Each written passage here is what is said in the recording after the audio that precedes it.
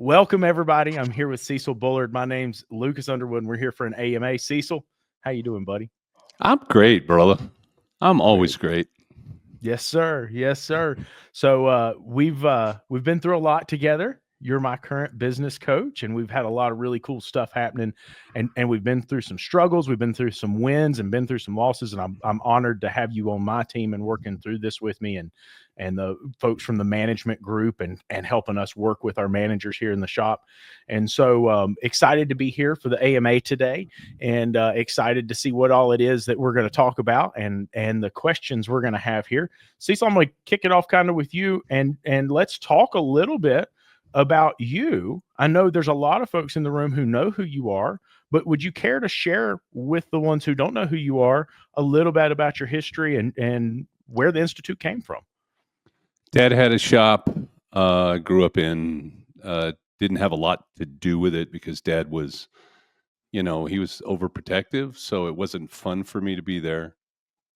We didn't make a lot of money. Dad was always at work. I resented the shop as a youth because it stole my father away from me. Yeah. And when I turned 19, I was at college playing basketball. That's what I wanted to do, and shattered an ankle. And in a basketball game about 3 weeks before the season started, that kind of ended my basketball career. I only went to college to chase girls and play basketball. So since I couldn't play basketball and I wasn't very good at chasing girls anymore because I didn't have, two legs under me, I went to my dad and said, I'd like to come to work for you, and became a tech and then a service advisor a few years in. And then a few years after that, I was the manager of the shop because I can't leave things alone. Right. It's kind of that thing about me. And then I owned 3 shops. I left Utah about 29 years ago, came up to left California, came up to Utah, and ran some other people's shops, did some other things, and kind of ran a very successful shop in Northern California, got recognized for that, joined the SCCA there, and decided that I would be best. My best use would be to be a coach for other people. We did 2.6 million with 4 techs and 2 service advisors, parts guy. That was 120% at the time, with an 800 and whatever it was average, 862 I think was the average repair order. And at the time, our labor rate was $158 an hour. You're talking 2010. Yeah. And everyone else was under 100. And so we had a very successful, very consistent, very productive shop, very happy clients, obviously very profitable. And that's kind of what led me into coaching. Right. I work for another company. And since I am a technician, I, said, wow, they're making all this money and I could do it better. And I'll just start my own and I'll make all the money, and I'll and then I can take Wednesdays off and, all that. And the good news is lately I've been taking, Fridays off, and only 25 years after starting a coaching company. Right. So that's my background. And I think I have a real passion because of my experience with my father, who passed away about 12 years ago, and on his deathbed, he'd been thinking a lot about his life and talking about how he missed out on his family's stuff. Correct. Yeah. And I didn't want. My main drive is I don't want any other kids losing their fathers to their business. Yeah. And so if I can teach someone to run a good business, make good money, that they can have an outside life besides the business, that's kind of my main drive. And Absolutely. And for our listeners, if at any point you have a question, drop over into the comments and ask the question. We're here to answer any questions you may have. But Cecil, you bring up a really good point, is that fixing the business is a core component of being the good father is a core component of being the good husband, is being part of your family, being present. You've heard a lot of my reels recently talking about this because I kind of lost sight of that. The business became who I was. And It's easy. it is. It is. Yeah. It's so easy to lose sight of that and kind of get ourselves off into a corner somewhere and we think we're alone. And one of the things I've watched with you is I've watched you work with a lot of clients over the past couple of years, and I watch you walk into their businesses or look at their financials and you say, "Oh, this is wrong and this is wrong and this is wrong." And it's simple, just change this and change this and change this. But it's not that simple, right? It takes Well, it the is. encouragement. It It is. is. That's the problem. You guys overcomplicate the shit out of it. Yeah. It's not. It's very simple in most cases. It just doesn't feel that way because you either don't know what you don't know or you don't have the experience to feel good about that. So if you look at young children, Yeah. 12, 13 years old, they got their first boyfriend, their first girlfriend, and all of a sudden they broke up and their life is over. I Yeah. mean, for them, it is completely and absolutely devastating. And then a guy like me, I'm like, yeah, yeah, your heart got broke. Okay, big deal. That's going to happen a lot of times before you find the right person because you have the experience and the knowledge from that experience to make different decisions or to lead in a different way. Yeah. Right. And so Absolutely. for me, I look at running a shop. I was having a conversation with someone. I can't even tell you who it was, but they had done something amazing. I can't remember what it was. It's just a week ago, but I was thinking, it's like a technician. They drive their car, and they work on people's cars, and they don't realize how talented they really are. Yeah. Right to them, Absolutely. The curse of knowledge. yeah, to them it's easy, right? Oh yeah, I Yep. pulled the engine apart and I replaced the pistons and did blah blah blah and you know today if I was to pull like a timing chain off of a modern car today, I'd be like, "Huh?" Right? What What do is I this do? mess? And I used to be able to do that in my sleep, right? Yeah. But it's that it is easy. Most of what we're going to ask you to do is easy. The only reason it's hard is because you don't have the knowledge of the experience, right? Absolutely. And And and so when I tell you to terminate somebody and go, hey, here's why that you need to do oh, that, and you're like, Cecil, yeah, why but you gotta throw me under the yeah, bus like yeah, that? Come on now. right, This and this and then 4 months later, you're like, oh, geez, I'm I wish I'd sitting have here, just done Cecil, what you know Cecil that, right? said. Well, Uh, that's kind of the point. That's what they're looking for here. So we got to give them that's some of it, that, that's right? it. So we have our first question. When the shop is having a slow month, what's the first lever you pull? Marketing, operations, or morale? Morale. Yours first. Uh, Yeah. I guarantee you the attitude of, oh, it's going to be another crappy day. I have a client right now. I talk to my clients about every 2 weeks. Yeah. Sometimes a little more, sometimes a little less, depends. And so how you doing? Same shit, same day, right? And you're like, Uh, dude, you have to change your attitude, right? Because your attitude affects yeah. everyone in your business. And the Absolutely. other part think about this. So, Lucas, how long you been in business? 17 years, almost 18 now. Okay, 17 years, and you're still there, right? Yep. Absolutely. And how many crappy days have you had, right? A ton. There's been a couple that I thought it was over, right? I knew Yeah. it was over a couple times. At least I wished it was.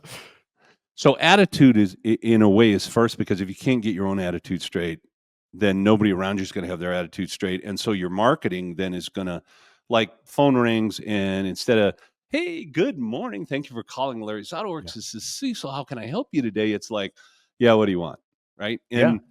And I mean, you could even go, "Good morning, thank you for calling Larry's Auto Works. It's Cecil." But it's not the same, right? Yeah. So it's a cascading effect. So Yeah. attitude is first, right? Now, and obviously, I think second would be to address if all of a sudden I don't have cars, is it I don't have phone calls and I'm not converting phone calls, or I don't have cars? Okay, Yes. which is it? And then Yeah. Big look, I always difference. say, because it's funny. You've heard me say, I don't know, 1,000 times because you've been in a lot of classes and have had a lot of one-on-ones. Raise your labor rate, raise your labor rate. So you do that. A shop owner raises labor rate $10 an hour. And, all of a sudden he has a bad week, and it's Yeah. because of the labor rate. Oh my God, Cecil, we raised the labor rate and my Look what it's business done. went to crap, and look what Yeah. it did. And oh my God. And the fact is, no, it was going to be a crappy week anyway. We've been through them. If you're in this business, you're going to have, no matter what you do. Now, there are a lot of things you can do to create consistency in your business. Yeah. But if you're not consistent, if you're slowed down, if I have a slow period, it's really nice to go, well, school's starting, so that's my excuse. But you know what? School starts in August every year.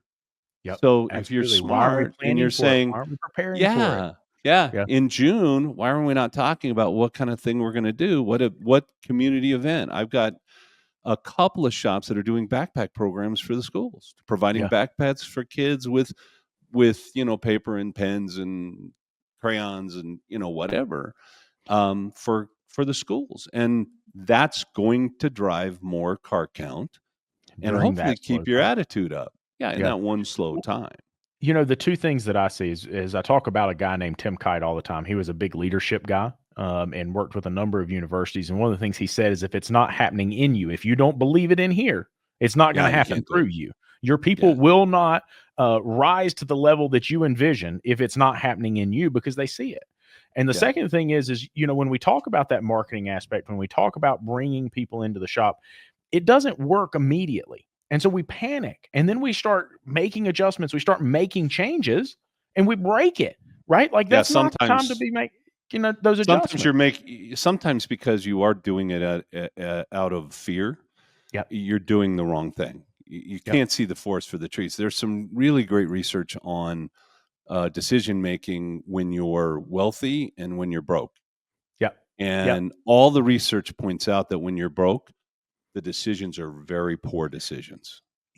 I've noticed this, and you and I have talked about this. We were sitting around having dinner a couple weeks ago, and we talked about one of the things that I continue to see in shop owners. And it's like there is a pan full of hot oil on a hot eye, and it catches on fire. And the shop owner, they go over and they put the cover on the pan, and they get the fire to go out, and then they pull the cover off, and then it starts back, and they say, "Oh my God, what am I going to do? I just have to keep putting this fire out." But they never change the root of which Take the caused oil the off the fire. pan or turn the Right. heat down, right? You know what I mean? Exactly. They just keep doing the same thing over and Whoa. over. So, Yeah. we've got another really good question, and it was asking about setting up pay plans for technicians. And I know we got to kind of keep that short, because we want to be able to answer as many questions as we can. I've been talking a lot about hybrid pay plans in my shop and why I Yeah. believe that's better. And it says, what's the best way to structure a hybrid incentive/pay plan for technicians, say hourly plus bonus? What do you think the best way is? So I just spent almost 2 hours doing pay plans for shop. Um, Theory quickly. Okay. I need 60% of my pay to be based on showing up, and I need 40% to be based on specific things that I need to accomplish in my position. So if I think about a tech, what do I want from a tech? I want productivity. Most of the shops don't have the productivity they need. It's costing them tens of thousands of dollars a month, and it's detrimental to your profitability. I need quality of work, so I need educated people that are able to think, moving forward, etc. And I want quality of work, which means I'm also going to track comebacks, and there'll be some kind of a comeback bonus in the bonus structure. Bonuses have to be enough to change behavior. You can't give me $1 an hour and think you're going to change my behavior. Yeah. So our pay plans, we might start a guy at 28, 30, 32 and give him a $16 to $20 bonus level based on what he does or not, and how he produces, or she, in that position. Okay. And so bonuses have to be enough to motivate behavior and change behavior. You can never reward someone or punish someone for something they have no control over. Exactly. So, So for true. instance, I don't pay techs for sales. It's Yeah. not their job. And I don't pay service advisors for, basic, I give them small bonuses for productivity because they manage that, but I don't give them huge bonuses for productivity because that's not their job. Yeah. Their job is to Not in make their sure the direct techs have control. what they need to be successful, right? Yeah. And so there are these kind of rules that you base, and then you want to have a performance. We call them performance enhanced. It swallows a little better. And it's so funny because I was just going through one of those plans, and we have a tech, and the other thing is you need to understand financially that I want to pay my techs somewhere around 40% of my labor rate, Yeah. effective with load. So Mhm. if I do that and I have a low production guy that's doing 30 hours and I build this pay plan, then my margins are going to suck because they're not producing. If I build in a performance enhanced pay plan, so now I'm paying this guy $30 an hour, whether he produces or not. If I give him 30 plus another 15 for producing and doing what I need, this guy's going to make 20, 30, 40% more, but he's also going to do 40% more work, which is going to change my margins and move my Yeah. margins up, and I'm going to make more money. And I'm showing this pay plan to this owner, and he's like, oh my God, this is genius. No, it's pretty simple, really. It just follows about 7 basic rules, and you build that way. As the business succeeds, I can pay people more money, and they Exactly. should make more money if they do what I need them to do. And I think one of the keys that I see often is we put too much energy into the pay plan, and we make it so complex nobody can understand it. Yeah, they And have I've to be able seen to. Another rule: they have to be able to be simple, Yes. keep it simple, right? Absolutely. And you have Absolutely. to have a way to measure that you both believe is accurate. And Yep. I've been in shops where the owner has this convoluted pay plan, and nobody knows what they're getting paid until their check shows up, Yep. which creates anxiety. And that anxiety, whether you like it or not, that's that whole thing when you said, "Hey, I'm having a week or a week month or something, it's not that great. What do I work on first? Attitude, marketing, Yep. what? Holy crap, attitude, because that Yeah. attitude comes through. So if you have people Absolutely. that are nervous about their pay because they don't understand kind of how they're going to get paid or how they're being paid, they will Right. never give you the kind of productivity that you want, because their mind, go to Maslow. If I'm thinking like, how am I going to feed the family tonight? I can't be thinking about how do I do this timing belt faster, right? Or Exactly. Or or better or how do I do it correctly or right? it Or yeah, yeah. right. I'm just, Absolutely. oh my God, I got to finish this thing, get it out because I need that money because I'm gonna. You make bad decisions. And the core of that is take care of your people, right? Like, take Well, I care of think, your people. yeah, the whole like our better business, better life, better industry, better business. The better you run your business, then the better life, not just you, the owner, but your people have and their families. Because I'm responsible. I mean, I think we have 27 or 28 people that work for the institute now. Well, they all have families. I'm not Yeah. responsible for just Cecil, and I'm certainly not responsible for me and my 4 kids and my wife. I'm responsible for 28 people and their families, right? Absolutely. You're And exactly right. and so the better my business runs, and it is simple if I understand margins, if I understand finance for the company, and the better it runs, then the better I can take care of my people, the better lives they're going to have, and the more opportunity their families are going to have. You're exactly right, Cecil, and it's something that I have seen so much of. I do see a question in here, and I want to cover this. We've not popped it up on the screen, but it's asking, what's the best metric to follow when you're pricing yourself to the customer? Overall GP or GP per hour? Now, I was always taught Huh. overall GP, Yeah. and like I see both things, but now Cecil, um, as I've worked more and more with you, and I truly understand my business's financials, right? I've Hmm. started paying more attention to what is my true cost per hour to operate my business. And then I I start think breaking that down, and GP per hour is pretty beneficial in that sense, don't you think? I've always been a gross profit period guy and never Okay. really looked at gross profit per hour until the last 4 or 5 years. Okay. And I wasn't taught by a gross profit per hour guy. Yep. And what I do understand, and I've done the math multiple times. So there was a competing coaching company, and they put an article out in Ratchet Ranch, and it was like, oh, it's all about gross profit per hour, blah, blah, blah. And I'm like, Oh, you don't get it. And by the way, it doesn't have to be one or the other. Right, Both right. is really good. And we're kind of a one or the other, I don't know, industry. Tastes great, less filling. Tastes great, less filling. Let's fight about it. No, it tastes great and it's less filling. Great, that's wonderful. So the fact is, you can do jobs that have better gross profit per hour, Yeah. but they also probably have higher liability. Okay, so you got to think about liability as a part of that cost.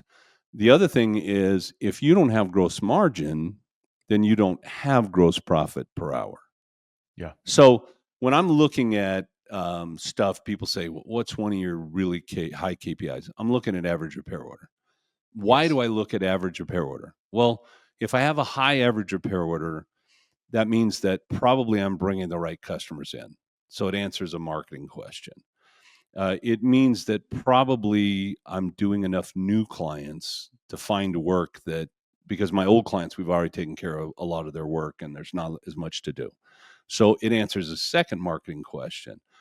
One of the most important things I have in my shop around productivity is, how are my inspections going? What are we finding? And what are we selling? So if I have a high average repair order, it means that I'm finding work and that I'm Yeah. also selling work. So it answers, three more questions that are very important questions. So if I look at my average repair order and I say, well, today I've got a $950 average repair order, I'm running a general repair shop, I go, wow, I've got great customers. My marketing seems to be working. I'm bringing the right clients in. We must be inspecting cars pretty well, and we're building relationships with our clients because they're buying product from us. Okay. Right. And so, and then if I look and I say, well, my average repair order is 420, now I Yeah. have to bring in twice the cars at Right. 420 as I do at well, even more than twice than I do at 950. And it also means, who am I bringing in? Are they buying? What percentage are they buying? All of a sudden, those other five questions start coming up, and Yeah. I got to go look and see, how's my marketing working? What type of a customer is coming in? Am I bringing enough new people in? So there are numbers that you can use that are like, I don't know, they're the smoke before the fire, right? Right. Right. And Absolutely. and then there's the fire. Like, holy smokes, if I don't have a good average repair order, I better understand why, and I better be able to go backwards to that step and fix that step so that my average repair order comes up. Otherwise, I won't have productivity. I won't have gross profit per hour because we're only doing half the work we should be doing, Yeah. and then I Absolutely. won't have profit at the end of the day. And I take it back to what we talked about a little bit ago, and is watching you analyze these shops, right? Because we've Yeah, been doing these really cool videos behind the scenes where we're talking about, hey, Cecil, this question came in, answer this question, right? yeah, And so as we've been doing that, I watch you analyze the numbers from the shops. And there's not one number that gives you the answer. Now, for me personally, now when we're talking about GP per hour, I'll tell you where GP per hour comes in for me personally is if I know what it costs to operate my shop and I know how much profit I want, I know that if I look at that ticket and it's below that number, then I'm not making money. Right. yeah, And so yeah. for me, it's a go, no go type of scenario. I have to be over this. But it's not the one metric that you can use to manage the shop. You have to use all of your metrics. But let's say that I have a really good marketing process and I'm Mhm. bringing in top level customers. Yeah. Okay. People that want their car taken care of. All Right. right. And I have a good inspection process, and I have a good estimating process. In other words, I have a parts matrix that my people follow 99% of the time. Right. Okay. Yeah. And I have a labor matrix that my people follow 99% of the time, etc. And so now I'm looking at that, and do I really need to check margin once a day or once a week? No, because margin's built in. Now at the end of the month, if I look at things and I go, hey, I was supposed to have a 58% parts margin, but I only had a 52, where did my process break down, right? Right. And so what I'm saying is, if your processes are good and you have good management, people are following those processes, then you're going to have your margin, you're going to have your profit, right? Yep. And you got to Absolutely. understand the whole thing. So I'm talking to a guy yesterday on the phone, and we've got 4 technicians, and they're doing 1.2 million, and their labor rate's $150 an hour. Well, Yeah. you start doing the calculations, and they're running at about 60% productivity, which is killing them. And the Yeah. guy's talking about hiring a 5th tech so they can get the work out. Yeah. Well, Exactly. that's not your problem, Yeah. right? It's your processes and the fact that your people are not productive. If you don't solve that, you won't be Yeah. profitable. So, I I yeah, heard a great I gotta say this because it's just the perfect time to say it. I heard somebody talking the other day, and he was talking about corporate entities, and he said, "Did you know that the majority of these giant corporate entities, the first thing that they do doesn't necessarily mean they come in and raise the prices. They look for efficiency first, right? And yeah, and see, we don't do that. And if you knew the number of shops that I talk to, and they say I am booked out for 6 weeks, and then you look at their yeah, financials and they didn't make any money, right? right, There was right. no money there, and it's like, well, you're booked out for 6 weeks because 'cause you're not moving any work, right? Like, the But we've numbers had don't this align with what you're saying. mentality in the industry that car count equals profit, and that's Yeah. bull. That's Activity crap. equals profit, and it's not true. Yeah. No, you could. I mean, if you look at the industry stats, and I don't know what the most recent one is, but the average shop, I don't know, last year, year before, 4.2% net. All Yeah, right. So, that's and the average crazy. shop was somewhere around 800,000. So this guy's he's making a salary, right? Yeah, So he's got a job and he's getting paid. All right. And yeah, his company provides him a truck and gas and a few toys. And every once in a while, he can reach in and grab $100 if he wants to take his wife out to dinner or whatever. Right. yeah, But profit wise for the company, they're not making what they should be making even close. yeah, And so 32,000 on 800,000 in sales is what the average shop is making. Now my shops are making 20 to 25% net. yeah, So I do 800,000 and I'm taking, 200,000 home. yep. Plus a salary. And Uh, now that's worth doing, right? That's worth just spending today some of your life at. just today, my buddy John called me, and he said, "I need to talk to you." And I said, "What, John?" He said, "I got this job in the shop." He's a new shop owner, and he's a single man operation. And he said, "I know you've been fussing at me at these margins." And he said, "I just want you to know," he said, "I've got this alternator that 30% gross profit." And he said, "It's got me real nervous." He said, "I'm thinking about knocking it down." And I said, "I tell you what," I said, "leave it at 30% because that's where the margin should have been for the price alternator. It was OE that he was dead on the money."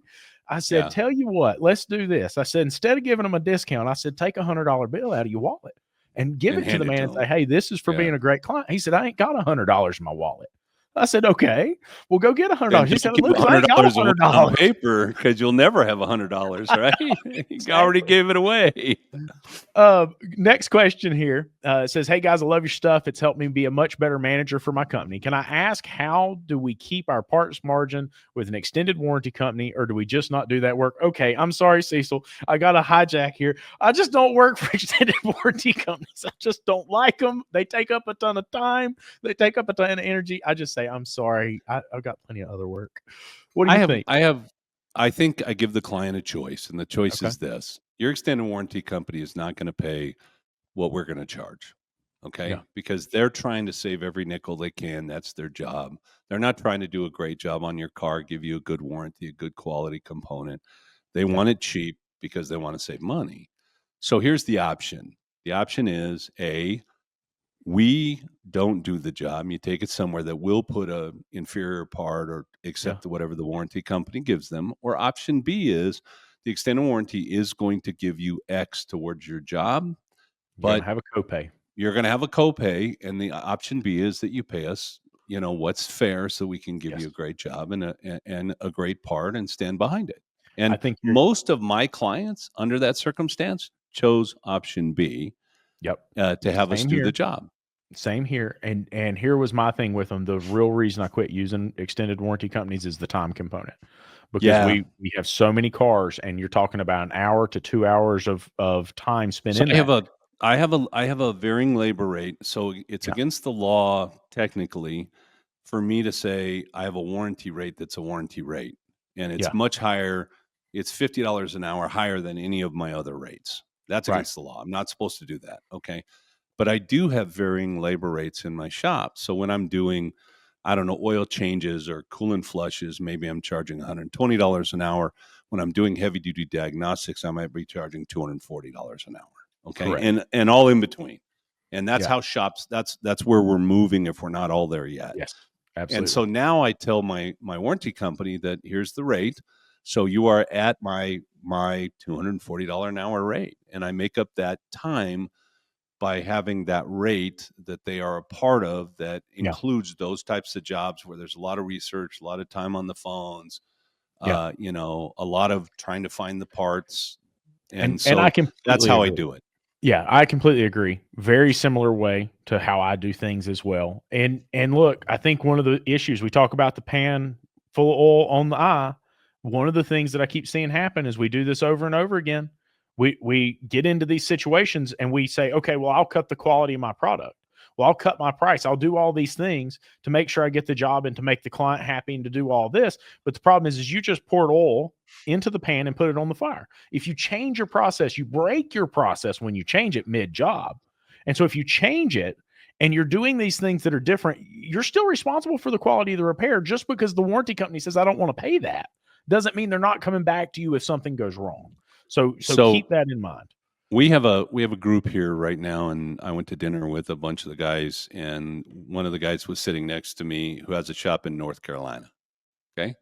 And they do safety inspections in North Carolina, $13 and change. Yep. Dictated by 13. the state. Yep. Right. And that safety inspection, to do it properly, 20, 25 minutes. Yeah. And I'm going to get paid 13 something, and I have to pay the state for the sticker. And if I do something wrong and the state catches me, it's a $10,000 fine. Yeah. Starts at $10,000. Okay. So my answer to that is North Carolina, go screw yourself. I'm not doing safeties, and nobody else in the state should be doing safeties. And if every shop in the state said, we're not doing safeties at $13.95 because we can't make any money. In fact, I'm taking $25, $30, $40 out of my pocket and accepting all this liability. What if the state of North Carolina couldn't get a safety done because the industry said no? Exactly. Right? Exactly. And the only guys that would do safeties are the guys that are working out of their houses that have no credibility whatsoever. Yep. If we did the same with the warranty companies, then the state would have to change the situation. Yep. All right. And so I'm for an association that has 40 to 80,000 members, because there's 240,000 of us in this industry, that starts to say, stop pushing us around, Mr. Government or Mr. State or whatever, because it ain't worth it. Yeah, absolutely. I and agree. then there was a technician there also, and he was like, yeah, it's $10,000. I said, how many $13 inspections do you have to do to make up for one $10,000 fine? Right. And absolutely. You can't win. It's a no-win situation. Exactly. You know what I like with no-win situations? It's real. My choice is real simple. I don't play. Exactly. And listen, you've said that a lot. I've been talking about that a lot. It's Cecil's rules. Everybody has to win, right? And if everybody can't win, we're not playing the game, right? We'll go play another game. I'll get the oil off the fire and turn the fire off. And now they popped up a question. I want to go back to the other one that was asked, because I think that was a really important question. If we can find that other question, we'll get this one too. But it's and I so connect with this. It says, we just launched my shop and we're pushing hard. Socials, opening specials, replying in groups, going to events, even hosting our own. We offer everything from basic repair to full custom builds, but we're still low on cars. Some people assume we only do performance work. How can I better position the shop to bring both general repair and performance customers and just overall cars in general? Now, market two different shops, market them differently. I'm not going to disagree, but we've done a lot of videos talking about performance work. Yeah. And by the way, that's a different business than general repair. It's a completely different business. And it can be a profitable business, but you need to understand it is a different business and it needs to be ran differently. And it is, in a lot of ways, a labor of love as opposed to auto repair. I was in performance. No, it's not. No, it's not. No, it's not. It was when they went into it. It has to be about money, baby. Changed. So otherwise, that fire's going on that pot, and No, I have to keep putting the lid on it. you're So exactly right. So that's where I started. And it was really that a lot of those consumers knew what they wanted and they'd already looked up the prices, and it was very difficult for me to be profitable doing that kind of work. I will tell you that the name of the shop really does matter to the people that will come into the shop. And when you're first starting out, sometimes it takes time because you have to gain that reputation. You have to get the Google reviews. You have to get the Yelp reviews. You have to start getting your name out. And I really think that building a relationship is the number one way to do that. Cecil, what do you say to them? I was running, I got hired to run 2 shops in Rancho Bernardo, California, Okay. side by side. They shared 8 bays in the middle. Excuse me, they shared an office in the middle. There were 4 bays on each side. And it was being advertised as Rancho Bernardo German and Japanese auto care.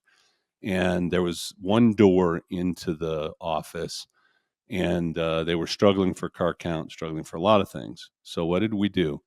We broke them apart. We put another 2 doors into the same office. So we advertised Rancho Bernardo Japanese and we advertised Rancho Bernardo German, and we went up, I don't know, I think initially 97 or 98%. And we Okay. got rid of one door to come in. Okay. Got it. And so the cool thing about the internet is that I only see kind of what you want me to see or what you Yeah. allow me to see. So I can run, say, Cecil's, high performance rebuilds or, restorations shop. And I can also run Cecil's maintenance and whatever shop and be seen as 2 different businesses because I'm really running 2 different businesses. And I would also tell you, the marketing that I would do for high performance and the marketing I would do for general service and repair is 2 different types of marketing. Absolutely. All right. And so separate the marketing, separate the businesses out in the way that you charge.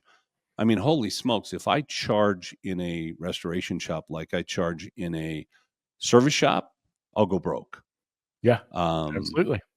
because it doesn't work. In fact, I was having a conversation with one of my clients with restoration shop, and we're about 10% low on productivity. We're at about 92%. We really want to be over 100%. Okay. And we're building time and materials. A lot of the work is time and materials. And I'm like, but we're 10% short. Here's what I want you to do. I want a 20%. Once the time and materials are done, I want a 21%. I want a 20% charge on top of that time and materials, so that the company makes the profit the company needs to make. So now that job, instead of being a $4,000 job, is now $4,400.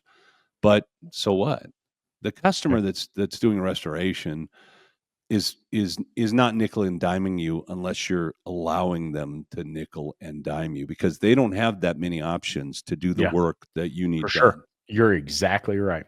Got Right? the next question. I feel like I'm being trolled here. Okay. This person says, we've all made bad hires. What's your personal, I knew it was a mistake moment? I can't share mine. And how Okay. long did you At take this to point, ask? I'll like, give you one. plan I'll something. give you one. I had an employee for 7 years that from the start was not able to do their job. And we kept changing the job, hoping we'd find a place because he's a nice person. Yeah. And we finally turned, after 7 years of, 70, 80,000 a year. Think about that. $500,000. Yeah. We finally terminated that person, got a company to come in as a, we hired a company to come in and do that job. Yeah. Cost us 30% of what we were paying the other guy, and we're getting results. Look, I'll tell you my first one. This one I can share. Long story short, this guy comes to work for me, and I just knew he was going to be the solution, right? And this was before I'd ever hired the first business coach, and I knew that this was going to solve all my business's problems, getting a good technician in there, be able to do this. And I had listened to what he said. And I don't know if you know this, but not everybody tells the truth when they're applying for a job or when they're interviewing. Oh, come I mean, I'm on. just telling you, like, They tell I you was their truth. exactly what they believe. Yeah. And so let's see, within the first week, this guy, the client's pulling in the parking lot, right? And they own a Duramax, Chevrolet 2500. They pass their truck, and as the client's pulling in, he's doing a burnout going past them, going the other direction. And I knew right then, like, this is not going to work. I didn't fire him until he changed his ringtone. And this was 6 months later, because the dude was so, I mean, he was abrasive and he was rough. I thought he was just going to try and shoot me up if I tried to fire him, right? Just Yeah. unbelievable human being. But I finally fired him when he changed the ringtone to "Here Comes the Asshole" for me. And so I said, I Yeah, guess pretty here we much. go. This is it. We'll just go ahead and call it over. And he was so upset that I fired him. He could not understand why I let him go. I mean, after all, we were such good friends, and it's just unbelievable I would terminate him. I think we've all made mistakes. Mhm. The guys I know in this industry, 95% of them are just the salt of the earth and just the greatest people. Yeah. There's a few I don't like, imagine that. Yeah. But mostly I like them and I think they're great. And we think, man, this guy is such a nice guy, or this guy is so good at this. I can change him. I can fix him, Yeah. And eventually what it comes down to is they're not fixable. Yeah. Right. And For so sure. hopefully you change your interview process. So you ask the question, hey, how many assholes have you worked with? Oh my Yeah. God, let me tell you about all the assholes I worked Yeah, with. exactly. Well, I don't And want to and be the next one in the line. the key is this, is if they are toxic. In other Yeah. words, if this. There's a I've been difference in. between I'm not quite doing what I need to or whatever, and being toxic and Yeah. poisonous. Exactly. They don't align with the culture of the business. Yeah. And at the end of the day, listen, I'm going to come back to Tim Kite. He always said, "You promote what you permit." And if Yep. this person isn't in alignment with who you are, isn't in alignment with what you do, and you allow them to stay, it breeds toxicity. They're not happy. And all they see is that you are the problem. The shop Think is the about problem. The business is the problem.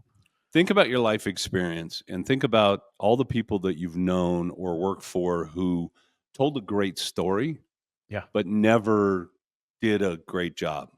Yeah. Okay. And Exactly. all it does is create frustration. And at some point, you're just like, oh my God, stop talking, because everything that comes out of your mouth is crap. Yeah. And, and so what I would tell, like, the key to management is do what you say and say what you do. And Amen. in Yes. fact, say less and do more. Right. Exactly. And yeah, that's And here's the thing. True leadership is trust earned by repeated behaviors, right? Let's be real about that. One of the problems that I see is a lot of times, and I did not recognize this about myself, but for a while I was the toxic one, right? And I was the owner of the business and I was the problem. And until we recognize attitude, that, attitude first, brother. yep, Attitude first. I have to be absolutely. like I tell this story in classes. It's if the IRS was going to come lock my doors, do you know when my employees would know?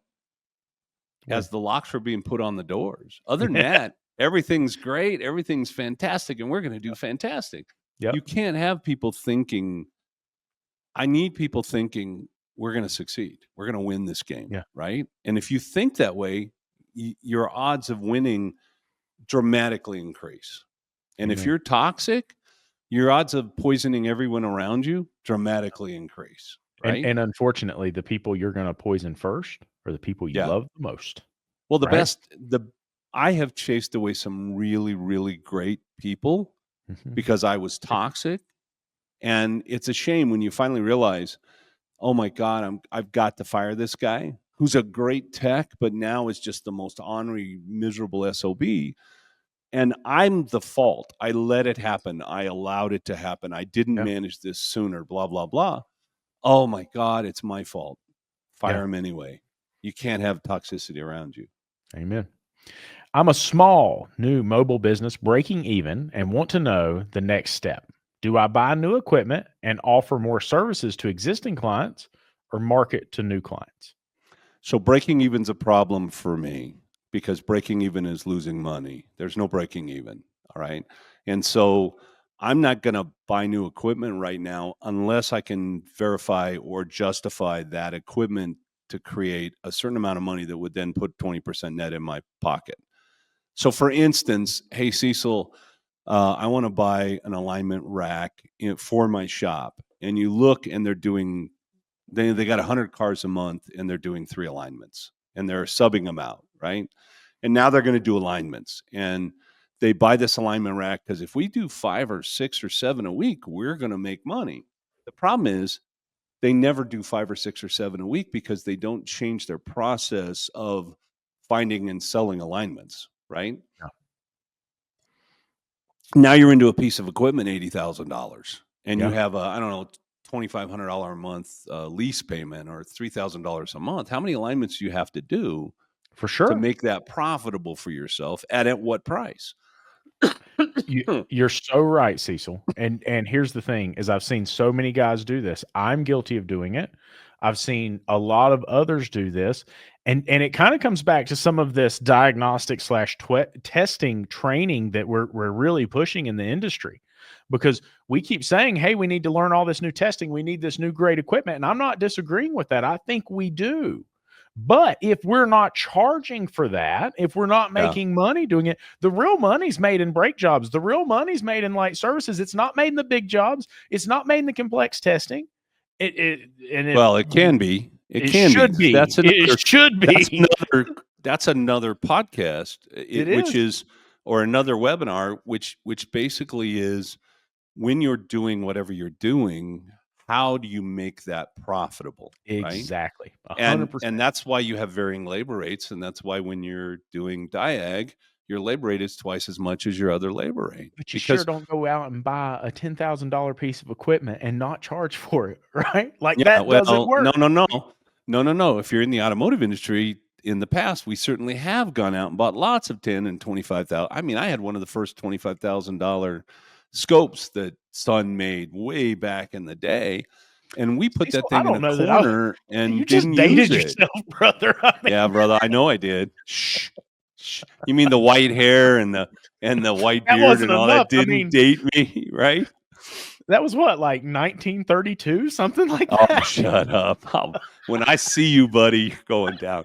1980 something. I think first scope I bought is 25 grand. Now, we didn't answer the question. So first, let's make sure that what car count do I need?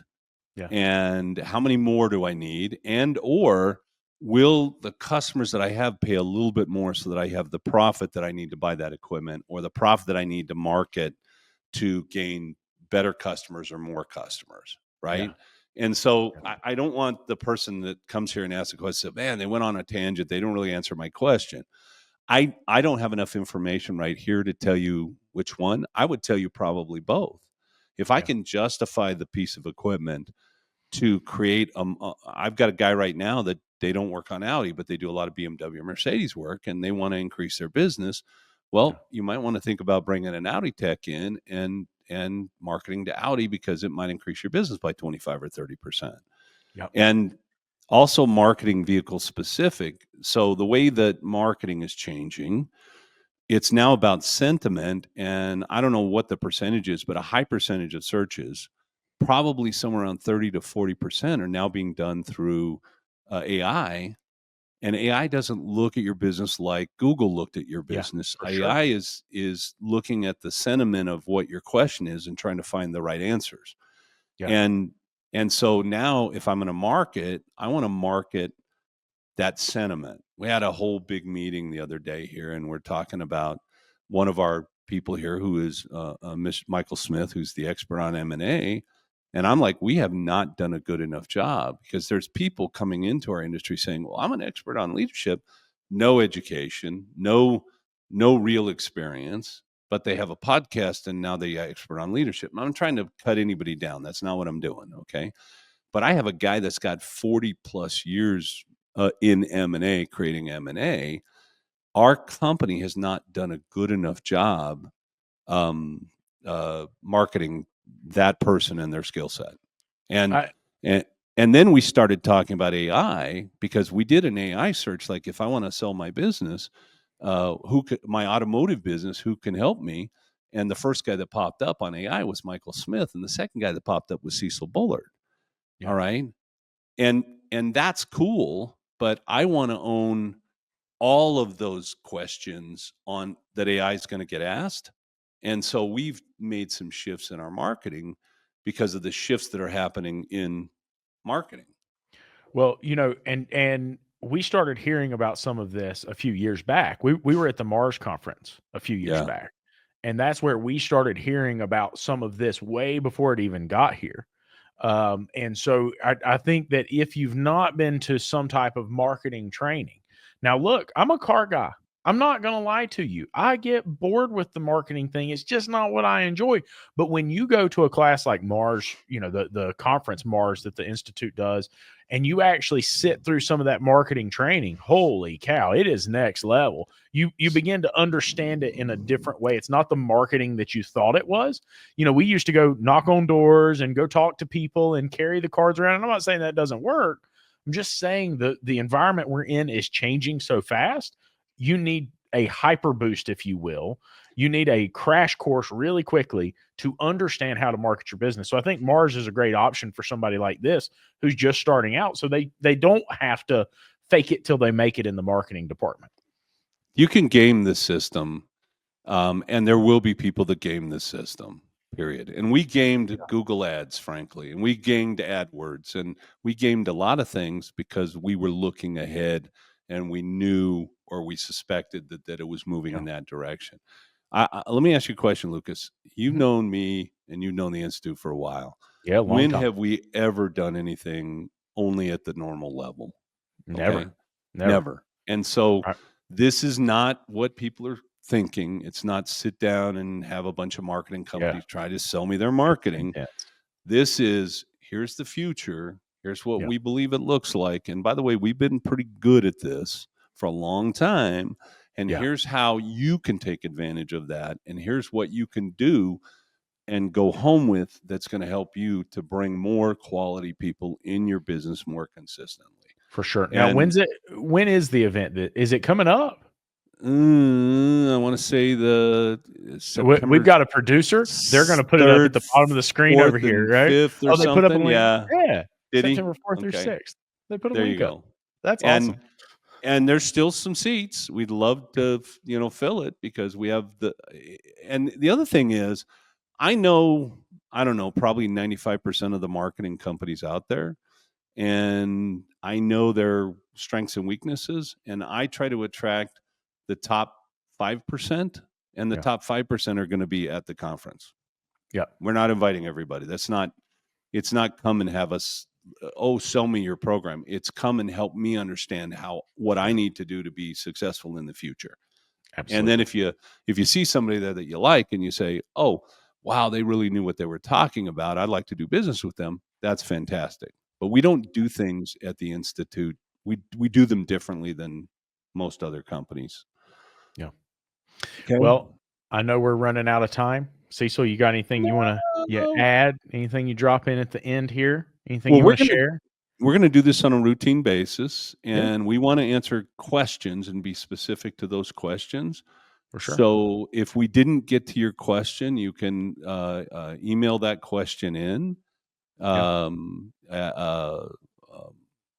You can hit Cecil at wearetheinstitute.com. You can send them to me.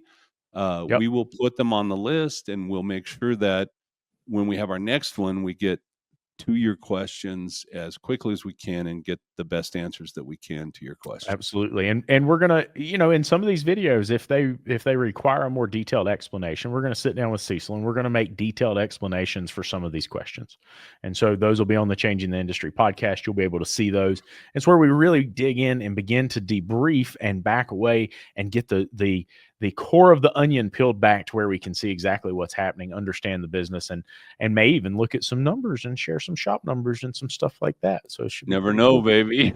That's it. We're not sharing my numbers. Okay. We're not doing that, Cecil. We're not doing that. I can't do it. I'll try to hold back. That's you do pretty well. That's it. You do pretty Absolutely. good Well, most guys, days. thank you all so much for being here. I see a lot of names that I know and appreciate very much that you guys came and hung out with us. And so I'm so excited to see all of you next time. Again, we're going to be doing this more often, and it is a lot of fun for both of us. So thank you both so much, or thank all of you so much. And Cecil, thank you for being here, man. Thank you for taking time out of your day. I know you're a busy dude, so it's No phenomenal. worries. This is what I love to do the most, help shop Absolutely. owners. So Yes, sir. Absolutely.